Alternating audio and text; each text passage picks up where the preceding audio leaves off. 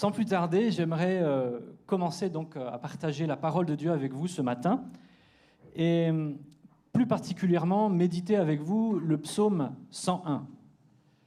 Mais avant de lire le passage en question, je voudrais en dire quelques mots pour que justement notre lecture puisse en être mieux éclairée. Alors ce psaume a été écrit par David, c'est lui qui en a écrit la plupart des psaumes, pas que, mais il en a écrit quand même beaucoup.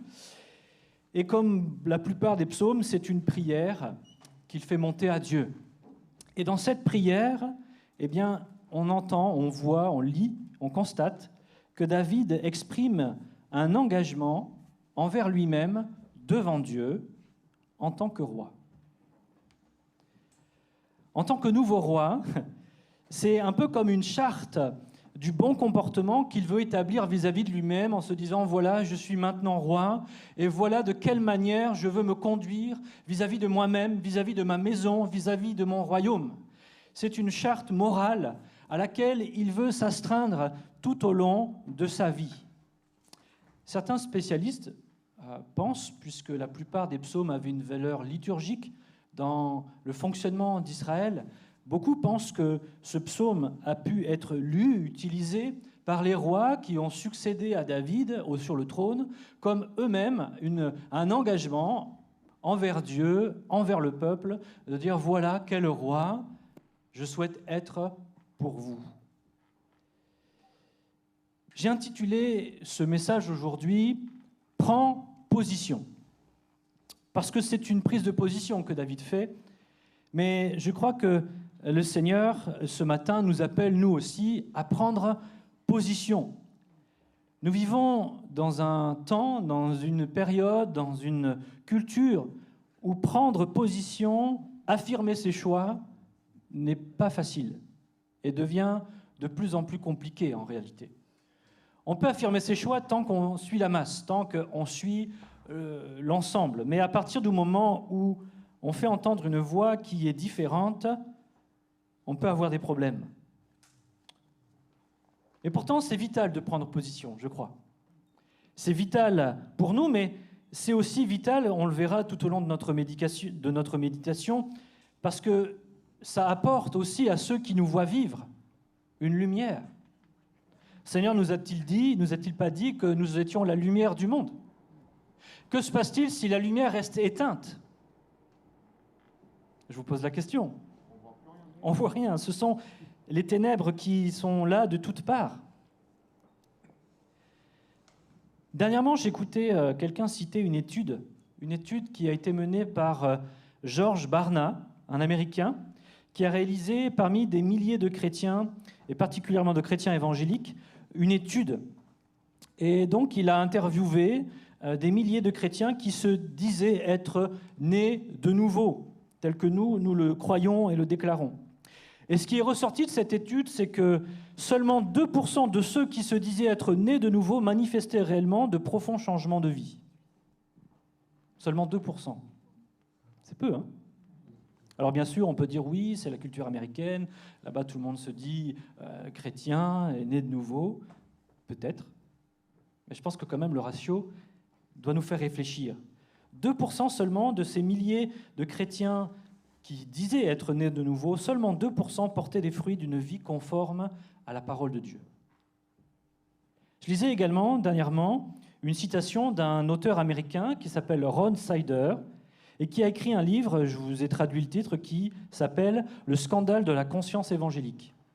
Et dans ce livre, il déclare ceci: « Les chrétiens évangéliques sont aussi susceptibles d'adopter des modes de vie hédonistes, matérialistes, centrés sur soi, sexuellement immorales que le monde en général. » Pour dire cela, il s'appuie également sur des statistiques qu'il a faites, toujours aux États-Unis. Et ces statistiques révèlent que les membres d'Église divorcent aussi souvent que leurs voisins non-croyants. Les membres d'Église sont autant concernés par les violences conjugales que leurs voisins non-croyants. En matière de dons, les membres d'Église sont aussi matérialistes que les non-chrétiens. Les évangéliques blancs, alors là c'est très américain, bien j'en conçois, mais les évangéliques blancs sont les personnes les plus susceptibles d'élever une objection à avoir des voisins de couleur. Et parmi les évangéliques les plus engagés, un nombre croissant de jeunes pensent que la cohabitation est acceptable avant le mariage. Ron Sider résume son étude de cette manière. Il dit que le sujet soit le mariage et la sexualité, l'argent et le souci des pauvres. Les évangéliques vivent de nos jours des vies scandaleusement non bibliques. Les données semblent indiquer que dans de nombreux domaines cruciaux, les évangéliques ne vivent pas différemment de leurs voisins non-croyants. Quand j'ai lu ces mots, j'ai été un peu scotché. Je me suis dit, waouh. Il est important de prendre position parce que si nous ne prenons pas position, qu'est-ce qui nous différencie du monde ? On peut avoir de belles paroles, de beaux discours. Moi, je crois que tous ces gens qui se réclament être des chrétiens nés de nouveau disent qu'ils croient à la parole de Dieu et qu'ils vont à l'église et qu'ils ont un témoignage comme la plupart d'entre nous. Mais dans les faits, dans les réalités, leur vie ne manifeste pas les paroles qu'ils donnent. Et après, on s'étonne que le monde nous rit au nez quand on donne notre témoignage. Le Seigneur nous appelle ce matin à, je crois, devenir intentionnel, à prendre position clairement pour ce qui est de son royaume, pour ce qui est de lui, pour la vie, pour le bien, pour la justice, et à rejeter loin de nous ce qui est mauvais, à rejeter les raisonnements du monde et à choisir le chemin de la vie, même si celui-ci peut être considéré comme étroit. Jésus lui-même ne nous a pas menti. Il y a deux chemins, le chemin large et le chemin étroit. Mais il n'y en a qu'un qui mène à la vie. Maintenant que j'ai dit tout ça, et que peut-être je vous ai un peu secoué avec mes citations, lisons ce psaume 101. De David, psaume. « Je chanterai la bonté et la justice. C'est à toi, Éternel, que je chanterai. Je prendrai garde à la voie droite. Quand viendras-tu à moi ? Je marcherai dans l'intégrité de mon cœur au milieu de ma maison. Je ne mettrai rien de mauvais devant mes yeux. Je hais la conduite des pécheurs, elle ne s'attachera point à moi. Le cœur pervers s'éloignera de moi, et je ne veux pas connaître le méchant. Celui qui calomnie en secret son prochain, je le réduirai en silence. Celui qui a des regards hautains et un cœur enflé, je ne le supporterai pas. J'aurai les yeux sur les fidèles du pays, pour qu'ils demeurent auprès de moi. Celui qui marche dans une voie intègre sera mon serviteur. Celui qui se livre à la fraude n'habitera pas dans ma maison. Celui qui dit des mensonges ne subsistera pas dans ma présence. Chaque matin, je réduirai au silence tous les méchants du pays afin d'exterminer de la ville de l'Éternel tous ceux qui commettent l'iniquité. Alors, ce sont des mots forts, une prise de position sans équivoque que David adresse à Dieu comme une prière en disant « Voilà quelle est l'intention de mon cœur, voilà quelle est ma position claire vis-à-vis de moi-même, vis-à-vis de ma maison et vis-à-vis du pays dont j'ai la responsabilité puisque toi, Dieu, tu m'as établi roi. » Mais avant d'aller plus loin, j'aimerais que nous réfléchissions à un point qui pour moi semble le plus important. Prendre position, c'est bien. Mais ce qui est le plus important, c'est de prendre position pour les bonnes raisons, avec les bonnes motivations. La motivation de David ne se trouve pas dans une attitude, ce que nous on appelle dans notre langage d'église, une attitude de pharisien. Une attitude de dire « moi, je sais mieux qu'eux » et de juger tous ceux qui ne font pas ce que nous, on considère comme devant être fait. David, lui, ne va pas se mettre à juger tout ce qui bouge. Il parle de lui-même. C'est une prise de position vis-à-vis de lui-même. Son désir, sa motivation, c'est de plaire à Dieu. Il désire plus que tout vivre dans sa présence. C'est la question au verset 2 qui m'a beaucoup intrigué. Une question qui arrive là en plein milieu d'une déclaration. Et il dit « Quand viendras-tu à moi ?» Au travers de cette question, David exprime qu'est-ce qui motive son cœur, pourquoi il veut prendre ce genre de position pour lui-même, pour sa maison, pour son royaume. C'est parce que ce qu'il désire, c'est que la présence de Dieu soit pleinement, entièrement manifestée dans sa vie. Ce qu'il poursuit, c'est le Seigneur. Dans d'autres endroits, notamment dans le psaume 84, David exprime de bien des manières la motivation de son cœur à ce sujet, mais particulièrement en ce psaume. Psaume 84, verset 11 nous dit « Mieux vaut un jour dans tes parvis que 1000 ailleurs. Je préfère me tenir sur le seuil de la maison de mon Dieu plutôt que d'habiter sous les tentes de la méchanceté. » David chérissait la présence de Dieu plus que tout au monde. Et pour lui, son intention, son désir de prendre des positions claires, nettes, précises, n'avait pas pour objectif de mettre qui que ce soit autour de lui mal à l'aise. Mais c'est de dire, moi, j'ai la responsabilité de ma propre vie, et pour ma propre vie, je veux prendre les bons choix, parce que ce qui compte pour moi, ce qui est important pour moi, c'est l'amour de mon Dieu. Et si l'amour de Dieu n'est plus manifesté dans ma vie, si sa présence n'est plus manifestée dans ma vie, j'ai tout raté. Je suis passé à côté de ce qui était important. Et je crois que, oui, si ce n'est pas l'amour pour Dieu qui nous motive, alors nos prises de position ne seront pas les bonnes, ou en tout cas, elles ne dureront pas. Parce que parfois, oui, dans notre intelligence, nous savons ce qui est bien, nous savons ce qu'il faut, nous savons les règles, les normes auxquelles nous voudrions aspirer. Mais si ces choses-là ne sont pas motivées par un amour véritable et sincère pour le Seigneur, soit elles ne tiennent pas dans le temps, ou soit ces valeurs et ces choses que nous fixons, nous les appliquons aux autres, mais pas à nous-mêmes. Moi, je connais plein de gens qui ont des positions très claires pour les autres, mais pour eux-mêmes, c'est une autre histoire. Pourquoi ? Parce que c'est toujours plus facile de juger les autres que de se juger soi-même.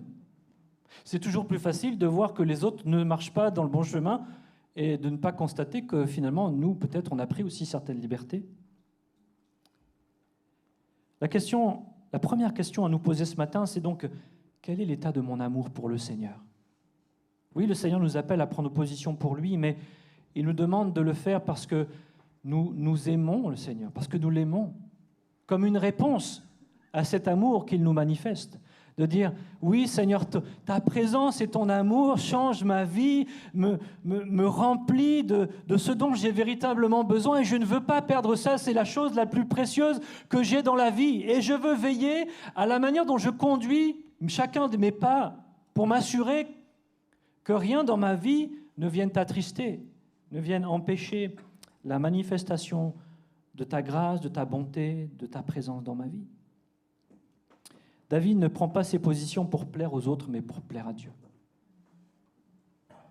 Parce que si on agit pour plaire aux autres, aujourd'hui, ça va devenir de plus en plus difficile de prendre position en tant que chrétien, d'affirmer quelles sont nos valeurs et nos standards en tant que chrétien, de dire, voilà quelles sont mes valeurs, ce sont les valeurs du royaume de Dieu. Voilà ce que je crois, voilà ce que je pense. Si on veut plaire aux gens plus qu'à Dieu, alors on va forcément tordre les choses.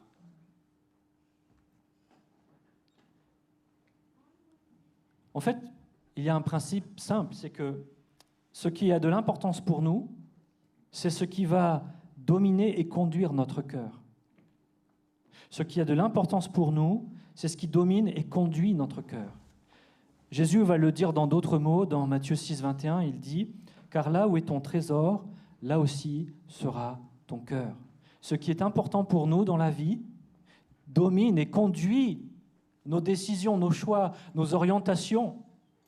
Et si Dieu n'a pas cette première place dans nos cœurs, alors ce sera autre chose qui nous amènera à faire les choix et à prendre des positions qui certainement ne seront pas en accord avec ce que le Seigneur attend de nous. Sans cet amour fondamental dans nos choix de vie, alors la vie chrétienne, et c'est ce que le monde pense, la vie chrétienne, sans cette compréhension de cette motivation par l'amour, eh bien, ne semble être qu'une vie de contrainte où ma liberté est comme limitée. Est-ce que ce n'est pas ce que les gens nous disent ? Ah, vous les chrétiens, vous n'avez le droit de rien faire. Fais pas ceci, fais pas cela. Vous ne pouvez pas faire ceci, vous ne pouvez pas faire cela. Alors que, oh, regarde, moi, je fais ce que je veux et je suis très heureux. Mais quand on rentre dans une dimension véritable d'amour, où Dieu prend cette première place dans notre vie, où comme David, on aspire à ce que sa présence soit manifestée, à ce que le Seigneur se manifeste envers nous, alors nous pouvons parler comme Paul parle dans Philippiens 3, 7. Il dit ceci, « Mais ces choses qui pour moi étaient un gain, je les ai regardées comme une perte à cause de Christ. Et même, je regarde toutes choses comme une perte à cause de l'excellence de la connaissance de Jésus-Christ, mon Seigneur, pour lequel j'ai renoncé à tout. Je le regarde comme de la boue pour gagner Christ. » Paul avait été comme complètement retourné dans sa vie, dans son cœur, par cet amour qu'il avait touché, qu'il avait transpercé, qu'il avait complètement transformé. Et par cet amour, l'excellence de la connaissance de Jésus-Christ, c'était ce qu'il poursuivait plus que tout. Et face à l'excellence de la connaissance de Jésus-Christ, tout ce qui pouvait autrefois être important pour lui n'avait plus d'importance. Et il n'avait aucun mal à prendre position pour le Seigneur, parce que ce qu'il voulait, c'était le Seigneur. C'était son trésor, c'était son bien, c'était ce qu'il poursuivait. Sans amour, sans cet amour pour Dieu, tu ne prendras jamais position, et encore moins si autour de toi, cela t'occasionne des difficultés. Parce que oui, prendre position pour Dieu peut nous occasionner des difficultés. On peut se moquer de nous, on peut nous mettre à part, nous rejeter, nous maltraiter. Tout dépend de l'endroit et la culture dans laquelle on se trouve. Mais j'aimerais dire ceci, c'est que si tu veux vivre une vie chrétienne authentique, alors cherche d'abord l'amour de Dieu. Sans cet amour, peu importe les prises de position que tu prendras, elles ne tiendront pas dans le temps. Paul nous enseigne dans l'épître de Tite, au chapitre 2, que justement c'est cet amour, c'est cette grâce elle-même qui va nous enseigner à nous dépouiller des œuvres de la chair, des choses misérables de cette vie et à prendre position pour Dieu. Tite 2,11 dit ceci, « Car la grâce de Dieu, source de salut pour tous les hommes, a été manifestée. » A été manifestée comment ? En Jésus-Christ.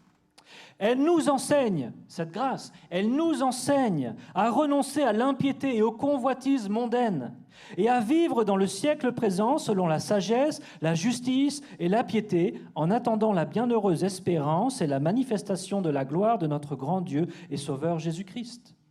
Paul dit, l'amour que Christ a manifesté, sa grâce qu'il veut te donner, qu'il veut communiquer dans ta vie au quotidien, c'est cette source-là qui t'aidera à prendre position au quotidien dans ta vie. Mais si la grâce de Dieu n'abonde pas, les prises de position ne dureront pas.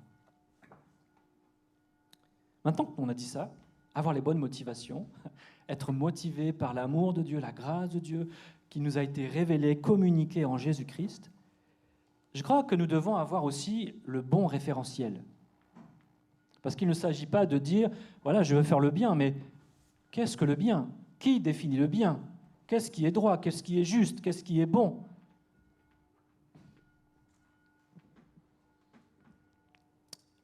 Le moins qu'on puisse dire, c'est que les prises de position de David sont radicales. Il n'y a pas de demi-mesure, c'est blanc, noir. Il veut suivre la voie droite. Il veut marcher dans l'intégrité.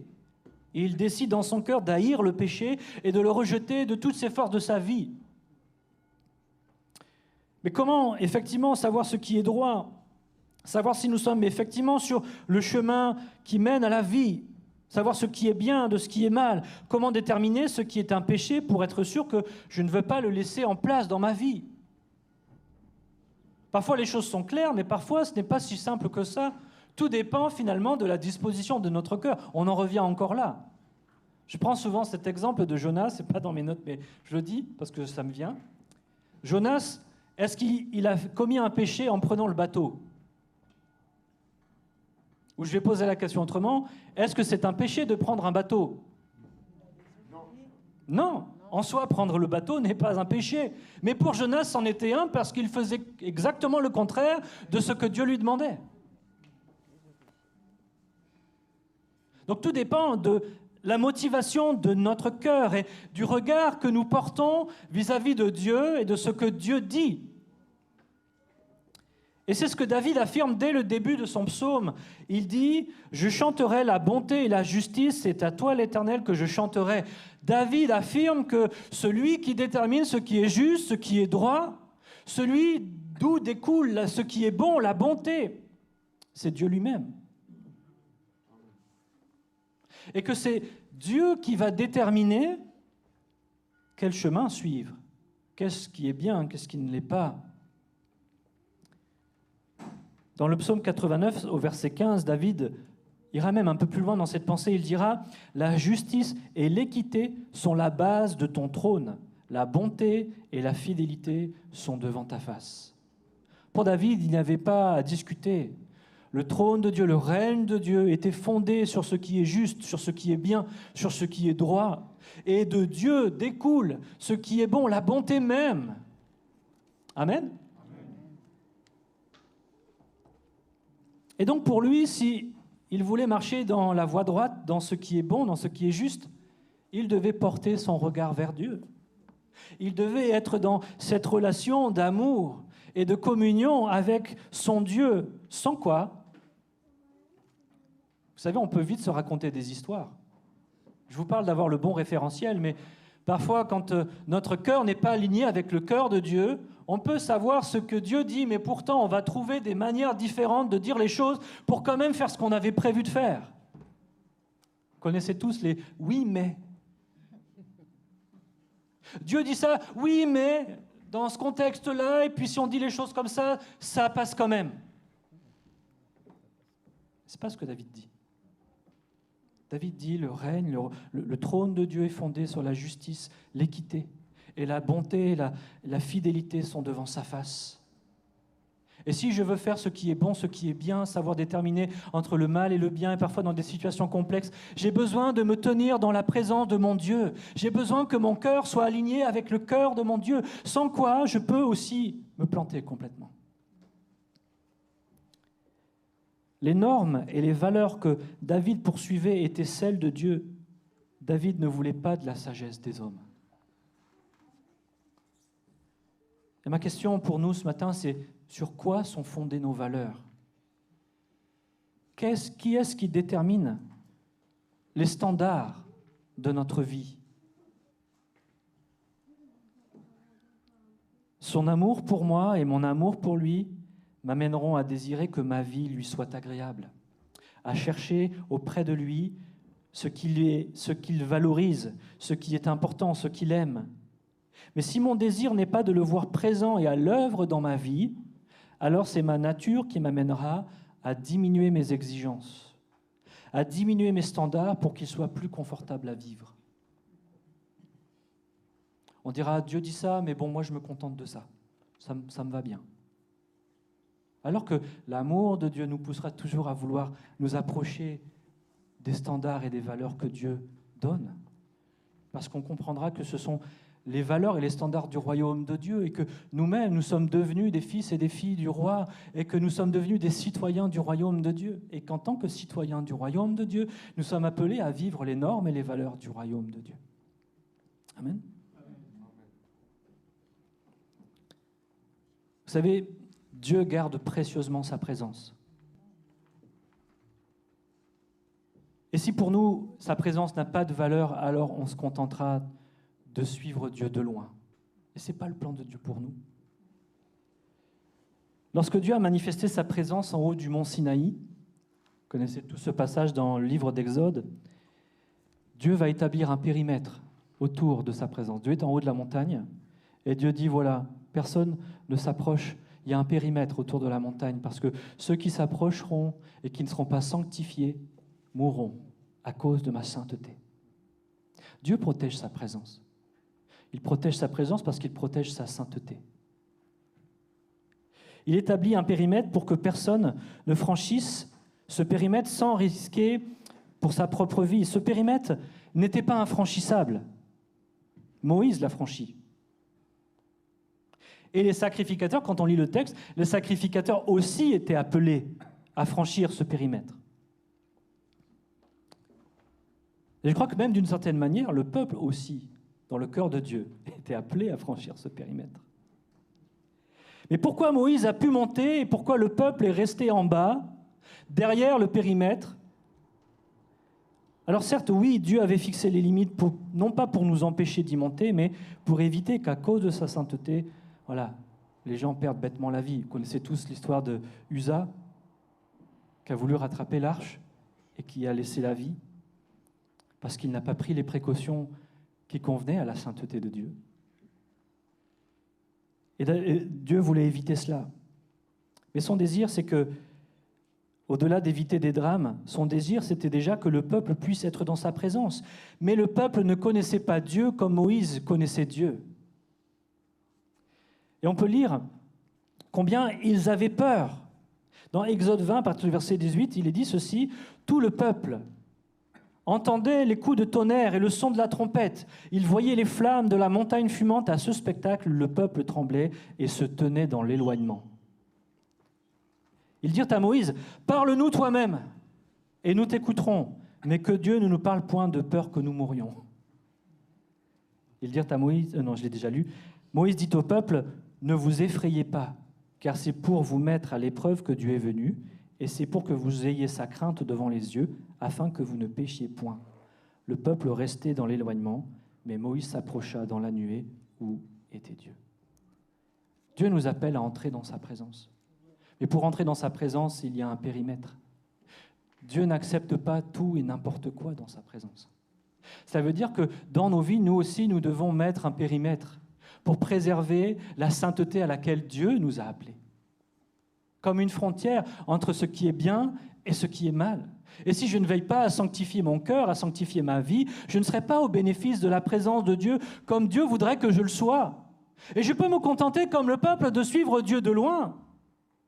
Je peux me contenter de la proximité et de la communion de ceux qui conduisent le peuple de Dieu et dire « Ah, moi, ça me suffit, il me parle de la part de Dieu, ça me fait du bien. » Mais ce n'est pas le plan que Dieu a pour ta vie et pour ma vie. Dieu désire que chacun d'entre nous, nous entrions dans sa présence. Que chacun d'entre nous, nous puissions lui parler face à face et que nous puissions constater, comme Moïse a constaté, la grandeur et la beauté de sa gloire. Mais pour ça, il y a une position à prendre. Il faut se sanctifier. Et il faut avoir cette soif de cette communion et de cette intimité avec Dieu.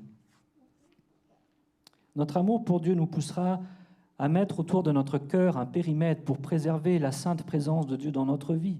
Un périmètre où ce qui n'est pas sanctifié, ce qui n'est pas purifié, ce qui n'est pas en accord avec les standards et les valeurs du royaume de Dieu ne passera pas.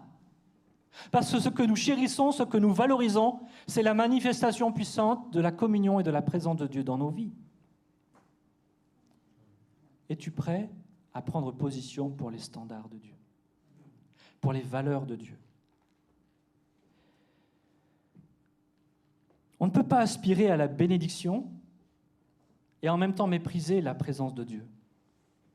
Dieu n'est pas une machine à bénir, où on fait sa petite prière « Dieu bénis-moi » et on méprise complètement cette communion et cette intimité à laquelle Dieu nous appelle et pour lequel il a payé le prix fort. Il a donné la vie de son Fils Jésus-Christ, afin que nous qui étions séparés de lui à cause de notre péché, ce mur de péché qui nous séparait tombe, soit brisé, que le voile qui nous séparait de sa présence soit déchiré et que nous puissions entrer librement dans sa présence et nous réjouir en lui.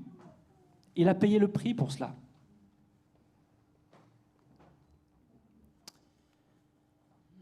La source de la bénédiction, c'est sa présence. Et c'est ce que nous devons chercher et chérir.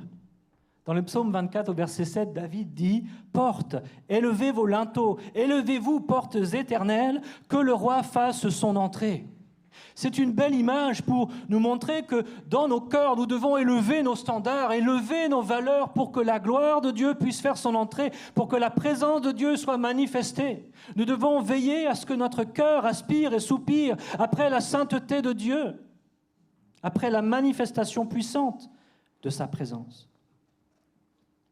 Il faut élever nos portes pour qu'il puisse entrer.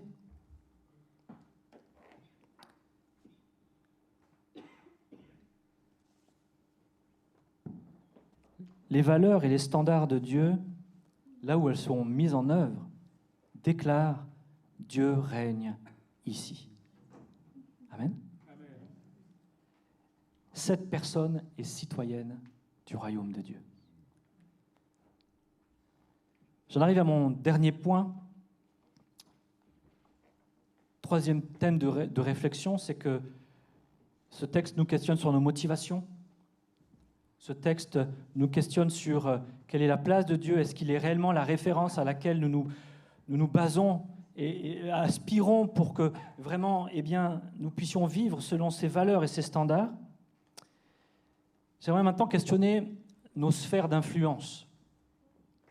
David, fraîchement roi, prend cette position, se détermine effectivement pour dire « Moi, je veux dans ma vie appliquer les valeurs et les standards du royaume de Dieu. Je veux plaire à mon Dieu. Ce qui est important pour moi, c'est sa présence. Et je veux faire tout pour que cette présence soit chérie, mise en valeur, valorisée et que mon attitude et mon comportement démontrent que j'appartiens à mon Dieu. »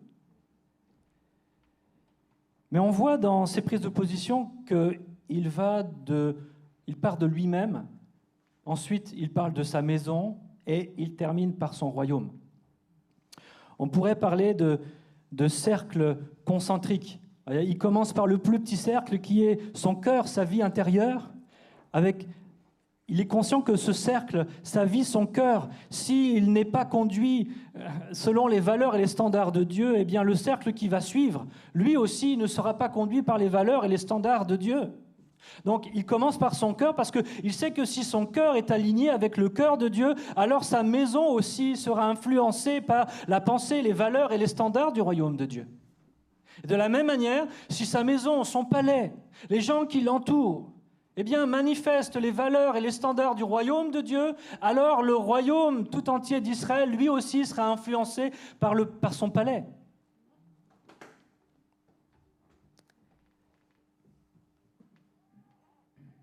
David ne perd pas son temps à imposer ses standards au monde entier. Il ne cherche même pas à juger le monde extérieur. Il n'est pas parti en croisade pour soumettre le monde à la loi de Dieu. Mais il prend position là où Dieu lui a donné une autorité. Et nous, chrétiens, nous sommes forts pour juger les gens du monde. On dira, les gens du monde, ils font ceci, ils pensent comme ça, ils font des tas de choses pas comme il faut. Mais ce n'est pas ce à quoi Dieu nous a appelés. Jésus-Christ n'est pas venu pour juger le monde. Mais agissons comme David, regardons d'abord à notre cœur. Je crois que nous, chrétiens, si nous voulons avoir un impact dans le monde, être la lumière du monde, il faut que nous commencions déjà par nous juger nous-mêmes. Et à mettre nos cœurs au diapason avec le cœur de Dieu. À mettre nos vies, nos maisons, nos palais, là, dans la sphère la plus proche de nous, au diapason avec la parole de Dieu. Et alors, notre royaume, là où nous avons une autorité, notre voisinage, notre travail, là où Dieu nous a placés pour une raison particulière, alors nous serons aussi d'une bonne influence dans ces lieux-là. Mais nous aimons inverser les choses. On ne se préoccupe pas de notre cœur, mais on se préoccupe du rond le plus large. Mais ce n'est pas comme ça que ça fonctionne. On parle du cercle le plus restreint pour atteindre le cercle le plus large. Et ça commence par notre cœur. David dit au verset 3, « Je ne mettrai rien de mauvais devant mes yeux. Je hais la conduite des pécheurs. Elle ne s'attachera point à moi. » Là encore, il y a une règle de bon sens. Les yeux contemplent ce vers quoi ils sont orientés. Vous êtes d'accord avec moi ? Les yeux contemplent ce vers quoi ils sont orientés. Et dans ce psaume particulièrement, on voit qu'il y a un lien entre les yeux et le cœur. Si mes yeux contemplent quelque chose, c'est que mon cœur est tourné vers cette chose. Vous me suivez ? Et donc, lorsqu'il dit « je ne mettrai rien de mauvais devant mes yeux », il est en train de dire « je veux veiller à ce que mon cœur ne soit pas incliné, ne soit pas attiré, n'aime pas des choses qui soient mauvaises en soi ».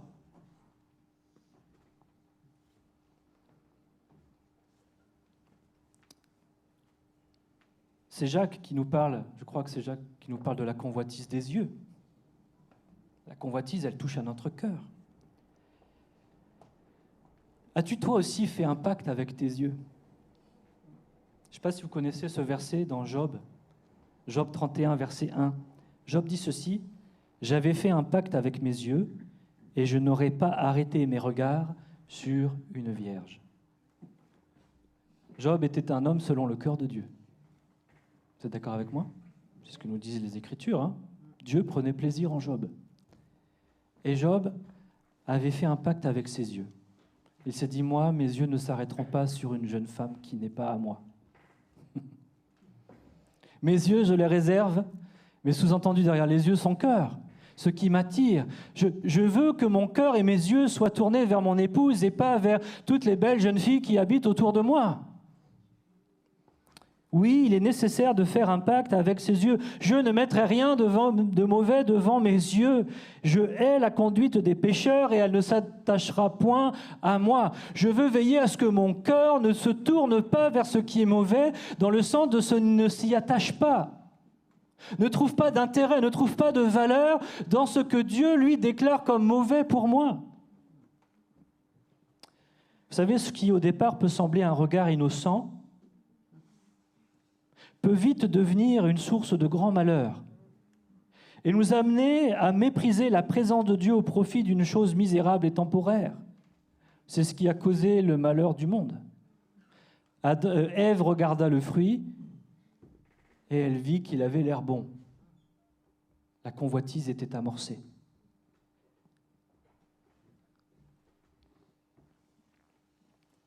David voulait faire attention à ce qu'il laissait entrer dans son cœur.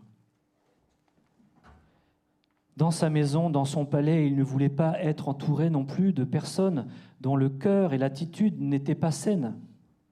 Il a pris position pour que ni la calomnie, ni le mensonge, ni l'orgueil n'aient une place dans sa maison. Au contraire, il agissait pour s'entourer de personnes qui étaient fidèles et justes. Au verset 6, il dit « J'aurai les yeux sur les fidèles du pays pour qu'ils demeurent auprès de moi. Celui qui marche dans une voie intègre sera mon serviteur. » Alors oui, certes, nous n'avons pas de palais et nous n'avons pas de serviteur. Amen. Rassure-moi, et personne n'a de palais ni de serviteur ici. Sinon, il faut qu'on parle.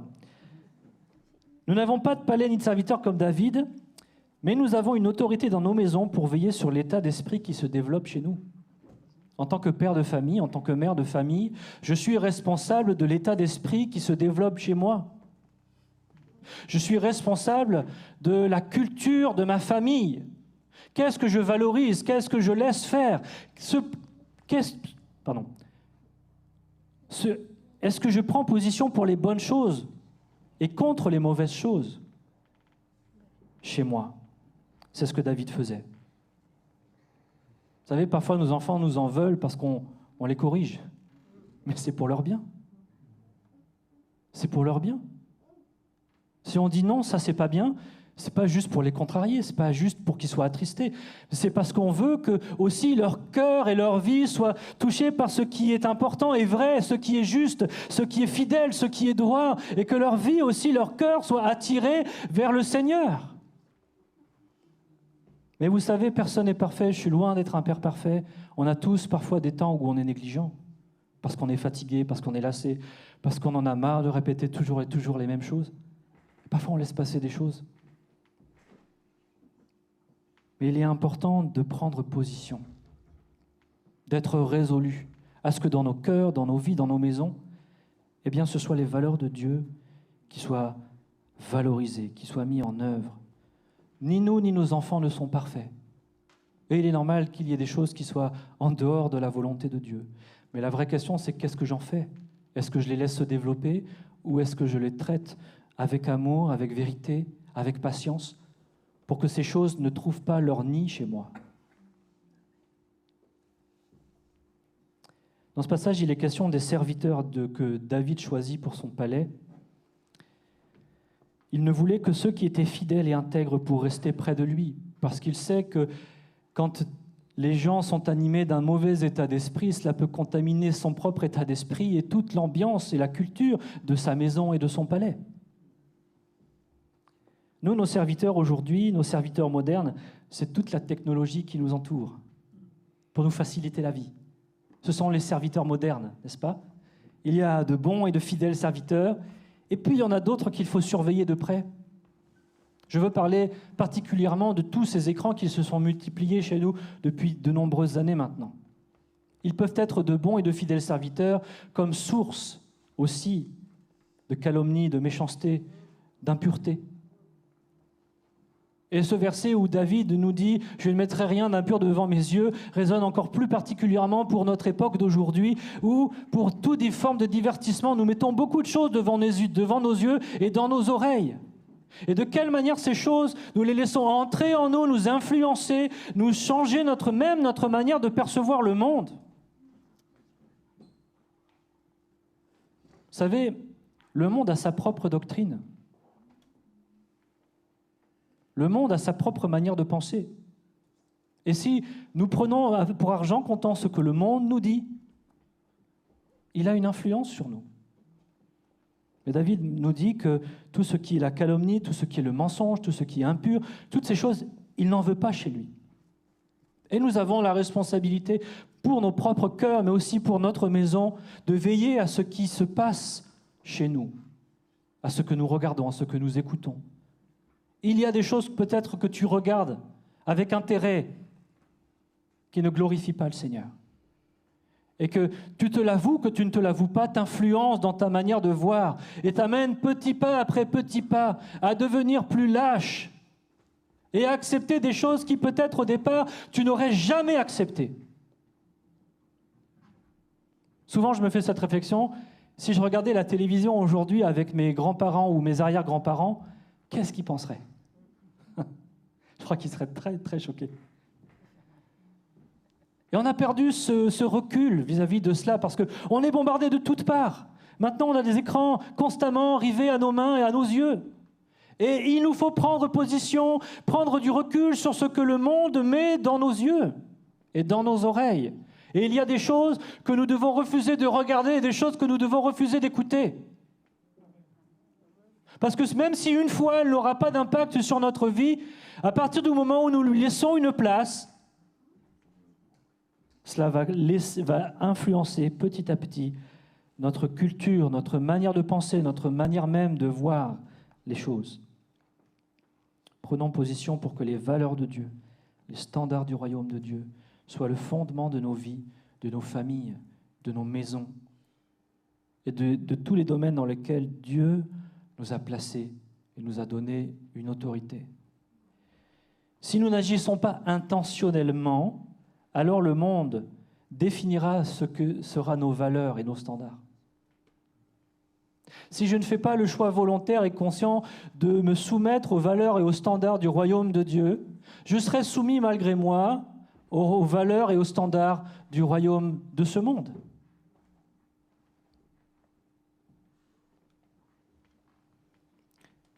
Oui, prendre position pour le royaume de Dieu peut nous amener à être jugés, incompris. En tout cas, ceux qui nous regardent de l'extérieur. Quand vous dites « Ah non, ça ne m'intéresse pas. Non, ça non plus. Ah non, ça je ne regarde pas, ça ne correspond pas à ce que j'aime, ni aux valeurs que je désire dans ma vie. » Les gens vont dire « Mais t'es bizarre, toi, t'es dans une secte, qu'est-ce qui se passe dans ta vie ?» Mais quand ces gens-là vous jugent peut-être de loin, viennent peut-être à une occasion vivre dans votre cocon familial une expérience, et qu'ils y goûteront la justice, qu'ils y goûteront la fidélité, qu'ils y goûteront l'amour sincère, qu'ils y goûteront les belles choses et les bonnes choses qui se tiennent dans le royaume de Dieu, quand ils repartiront de chez vous, peut-être ils ne vous le diront jamais, mais ils se diront « Cette famille-là a quelque chose que je n'ai pas. » N'ayons pas à rougir de ce que nous sommes. Nous n'avons rien de moins. Nous n'avons que des choses en plus. Mais j'aimerais conclure de cette manière. L'intention ne suffit pas. David était plein de bonnes intentions. La prière de David est une bonne prière dans laquelle nous devrions tous nous positionner aussi. Mais la vérité, c'est que David a failli. Lui qui a dit « Je ne mettrai rien de mauvais devant mes yeux », un jour, a prolongé ses regards sur une jeune femme qui était en train de se baigner. Et ce regard qui a perduré l'a amené dans son cœur à convoiter cette femme et à coucher avec elle. Et pour cacher son péché même, il a été jusqu'à tuer le mari de cette femme. Lui qui pourtant était bien intentionné a échoué. Et à cause de cet acte, la violence est entrée dans sa maison. Son fils, un de ses fils, a cherché à le détrôner, à le faire mourir. Il y a eu des histoires d'inceste et des tas de problèmes dans sa maison. L'intention seule ne suffit pas. Vous allez dire, mais où est-ce qu'il nous emmène là? Je vous emmène à ceci, c'est que David avait reçu de la part de Dieu une promesse. C'est que son trône serait établi pour l'éternité. Et cette promesse est accomplie en Jésus-Christ. Ce que David n'a pas réussi, ce que les descendants de David n'ont pas réussi, parce que quand vous lisez le livre des rois, le livre des chroniques, et que vous voyez bien des rois qui se sont détournés de Dieu, qui, même en essayant de faire le bien, n'accomplissaient pas parfaitement la volonté de Dieu parce qu'ils n'étaient que des hommes. Jésus-Christ est venu parfaitement accomplir cette intention, cette prise de position. Jésus-Christ s'est tenu parfaitement pour notre Père, notre Dieu. Il n'a commis aucun péché. Ses positions, il les a tenues jusqu'au bout. Et pourquoi je vous dis ça? C'est parce que nous pourrions désirer prendre position, et c'est ce que je vous invite à faire ce matin avec moi. Mais ne prenons pas position sans Christ, sans la grâce de Christ dans notre vie.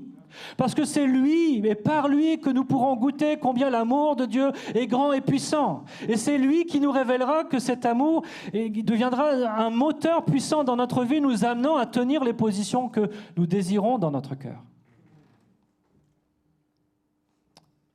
Seul Christ a mené à bien ce projet, et seul Christ peut nous aider, nous aussi, à mener à bien ce projet. Parce que sans sa grâce, sans son pardon, sans son esprit en nous, comment pouvons-nous marcher dans la voie droite sans jamais faillir? Nous sommes imparfaits. Mais Dieu a commencé par son esprit en nous une œuvre qu'il mènera jusqu'à son terme. Il nous a délivrés, oui, de l'esclavage du péché, mais il est en chemin avec nous à l'école de la sainteté pour nous aider. La grâce nous enseigne jour après jour à renoncer aux œuvres misérables de la chair. Vous aurez des moments où vous serez à côté de la plaque. Des moments où vous constaterez que malgré vos prises de position aux bonnes intentions, vous faillirez. Parce que personne n'est infaillible en ce monde. Mais ce qui compte, c'est que Christ soit présent dans nos vies. Que Christ soit celui qui vienne jour après jour davantage nous révéler le Père, nous révéler l'amour du Père, vienne nourrir en nous un élan nouveau, même après être tombé. Le Seigneur nous fait grâce, il nous relève, il nous établit à nouveau et il nous permet de reprendre notre marche là où nous sommes tombés. Les Écritures nous disent que, voilà, si on a péché, il suffit de confesser notre péché, de s'en détourner, et Dieu nous fait grâce en Jésus-Christ. Amen. Prenons position, élevons nos standards, vivons selon les valeurs du royaume de Dieu, avec l'aide et l'assistance et la grâce de Jésus-Christ au quotidien dans notre vie. Permettons au Seigneur de faire son œuvre dans nos vies et d'y manifester toute sa gloire. Soyons humbles et en dépendance du Seigneur, parce que sans lui, nous ne pouvons pas poursuivre le chemin. Ce chemin qui mène au Père, il est le chemin. Et nous devons nous cacher en lui, dépendre de lui, le chercher lui, et ainsi il pourra accomplir cette bonne œuvre qu'il a commencée et la mener jusqu'à son terme. C'est Paul qui dira aux Philippiens, « Je suis persuadé que celui qui a commencé en vous cette bonne œuvre la rendra parfaite pour le jour de Jésus-Christ. » Oui, aujourd'hui, il y a encore beaucoup de travail pour vivre pleinement selon les valeurs et les standards du royaume de Dieu. Mais notre responsabilité, c'est d'avoir l'intention de vivre selon ces valeurs et ces standards, de les poursuivre. Et de dire, Seigneur, par moi-même, je ne suis pas capable, mais par ta grâce, par l'assistance de ton esprit, par ta patience, ta fidélité et ton action en moi, je sais que je vais grandir toujours davantage vers ces choses. Mon cœur va davantage, jour après jour, refléter tes valeurs et tes standards. Ma maison et ma famille va progresser et refléter toujours davantage tes valeurs et tes standards. Et je veux que là où tu m'as placé, je puisse encore davantage être cette lumière, ce témoin, ce sel, afin, Seigneur, que le monde sache quel Dieu extraordinaire tu es. Mais notre responsabilité, c'est de faire un choix. Et j'aimerais que nous puissions prier maintenant, demander au Seigneur de nous aider, nous, chacun dans nos vies, à prendre position pour les valeurs et les standards du Seigneur. À ne pas laisser le monde nous façonner dans notre manière de penser, dans notre manière de voir, que nous sortions de ces statistiques où seulement 2% de ceux qui disent vivent réellement. Moi, je ne veux pas être celui qui dit et qui ne vit rien. Je veux que ma vie soit en cohérence avec ce que mon cœur affirme, ce que ma bouche proclame. Et pour ça, j'ai besoin de la grâce de Dieu.